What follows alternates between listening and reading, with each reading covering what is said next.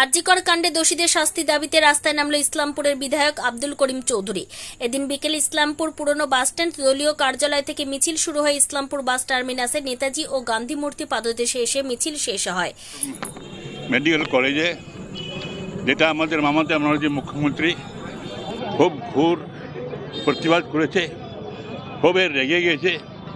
এরকম ঘটনা আরজিকর মেডিকেল কলেজে কোন দোষী ব্যক্তিরা করেছে তাদের অবিলম্বে ধরতে হবে। তার কলকাতার পুলিশ কমিশনার সমস্ত পুলিশের বিভাগের লোকগুলোকে সবাইকে বলেছে যে এক্ষুনি অবিলম্বে তোমরা এই দোষীদের ধরো।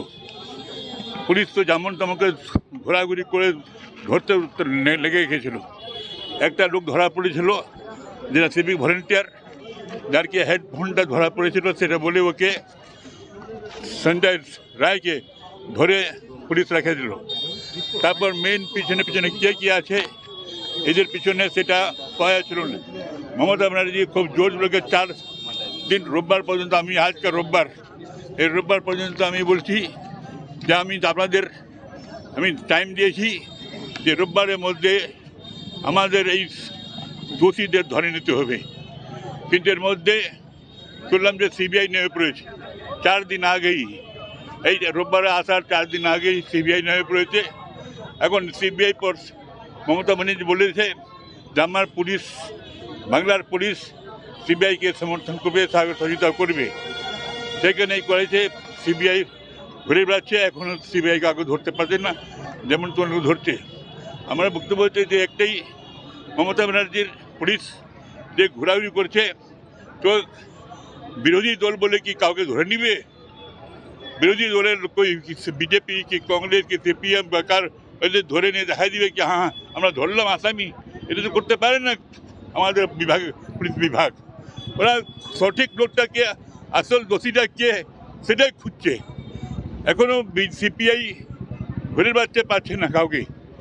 আমরা দাবি মমতা ব্যানার্জি বলছে কি আমি রোববার দিন টাইম দিয়েছিলাম, সে রোববার দিন পর্যন্ত থাকুক, কিন্তু ওরা ঢুকে গেল আর সিবিআই ঢুকে গেছে।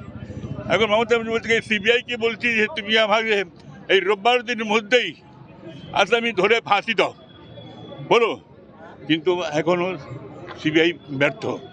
তো এই জন্য বলছি যে একটা ঘটনা ঘটলে তার তো একটু সময় লাগবে, পুলিশকে খুঁজে বের করতে হবে। যেমন তোমাকে লোকরা ধরে দিবে আর ফাঁসি দিয়ে দিবে, এটা তো হয় না। মমতা ব্যানার্জি একদম একটাই বলছে এটা ফাঁসি দেওয়ার আমার হাতে নেই, ফাঁসিটা দিবে আদালত। এই জন্য আমাদের সমস্ত পশ্চিমবাংলার তৃণমূল কংগ্রেসের দাবি উঠে গেছে যে এই আসামিদের, এই দোষীদের ফাঁসি দিতে হবে, আর কোনো নিয়ম নেই। কারণ দেখা গিয়েছে যে আগেকার হাইকোর্টের জজমেন্টগুলো অনেকের দোষীদের রেহাই দিয়ে দিয়েছে। এই জন্য মমতা ব্যানার্জি বলেছে যে এই দোষীদের ফাঁসি দিতে হবে, আপনাদের বলা বলেছে।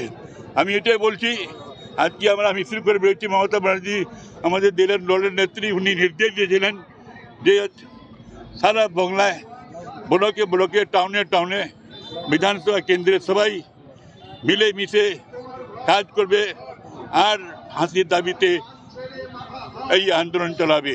উনি চালাইছেন, কালকে গতকাল করেছেন, উনি কন্টিনিউ করবেন। দোষীদের এরকম সাহস কারা করেছে?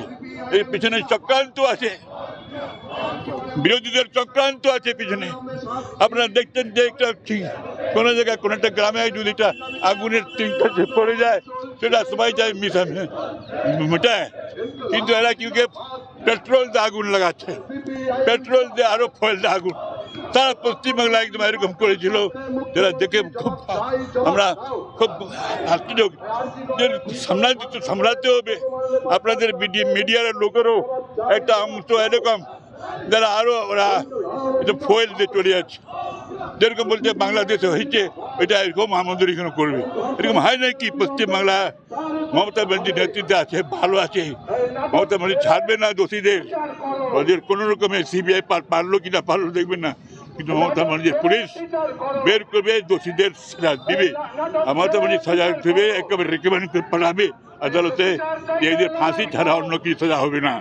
এই জন্য আমরা আজকে বলেছি বিরোধীরা চক্রান্ত করে এটা ঝামেলা লাগাইছে। এখন বিরোধীরা বলতে যে মমতা ব্যানার্জি এখনই রিজাইন করুক। রিজাইন করলে তো তোমরা সামলাতে পারবে বাংলাকে? বাংলাকে তহস নস করে দেবে এরা।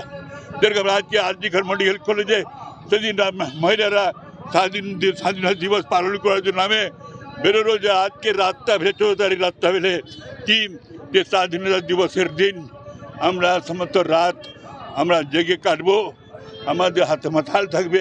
ওরা সব বিলবোর্ডিং করলো, ওরা বললো ওটা কি আমরা স্বাধীনতা দিবসে বই করবো, কিন্তু সেদিন ওরা কী বললো ওটা প্রতিবাদ করেছিল আজকাল কাণ্ডের ব্যাপারে।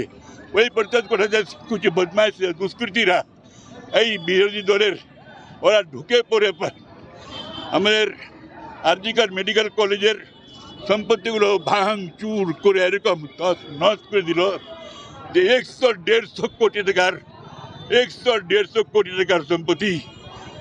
ধরুন যে এক্সরে মেশিন, আলট্রাসাউন্ডের মেশিন, চেয়ার, কুর্সি যুক্ত আধুনিক সম্পত্তি ছিল ওখানে সবগুলো ভেঙে দিয়ে দিয়ে 100-150।